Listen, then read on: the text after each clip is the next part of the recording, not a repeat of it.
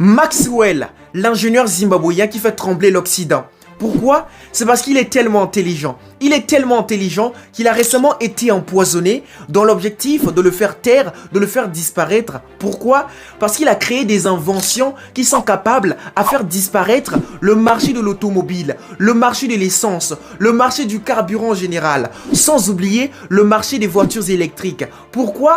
Parce qu'il a créé un moteur grâce à une énergie renouvelable que lui il appelle la radiofréquence. Un moteur autonome. Donc il peut créer des voitures autonomes, des voitures qui n'ont même pas besoin du carburant, pas besoin d'électricité pour fonctionner, pour démarrer. C'est juste incroyable. Et cet homme ne s'arrête pas par là. Il a créé une télévision sans fil, une télévision qui n'a même pas besoin de l'électricité pour fonctionner. Donc toi, tu peux être avec ta petite amie, tu te dis ok, bon, au lieu d'aller au cinéma, ça ne marche pas par rapport à mon emploi du temps. Bon, je vais sortir avec ma télévision et d'aller au parc avec ma télévision et nous allons regarder notre télévision grâce à cette nouvelle technologie. Donc une télévision qui se recharge elle-même. Et même la télévision se pose la question, mais comment est-ce que je fais pour me recharger? Ça n'a aucun sens. Mais oui, c'est Maxwell, le génie africain.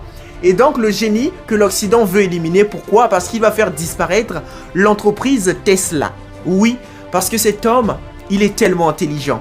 Il est tellement intelligent qu'il a même créé un moteur d'hélicoptère. Non. Non, le Zimbabwéen est tellement intelligent. Il a créé un moteur d'hélicoptère qui permet à l'hélicoptère d'être rechargé avec de l'eau, avec du pétrole, de l'essence, du gasoil, diesel, les histoires un peu comme ça. Donc cet homme a réussi à le faire. Et même les scientifiques se disent que c'est impossible. Comment c'est possible? En réalité, pour quitter d'un moteur à essence à un moteur au gaz, en fait, il faut faire la différence. Il faut changer de moteur. Par exemple, tu veux utiliser de l'essence dans ta voiture ou encore dans un hélicoptère.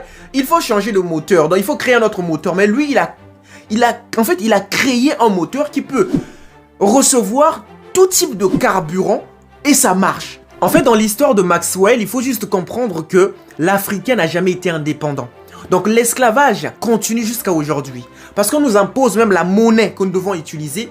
On nous impose même à demander une permission auprès de l'Occident avant de créer quelque chose. Donc chaque inventeur africain doit recevoir l'approbation de l'Occident avant d'exercer son métier, d'exercer son travail.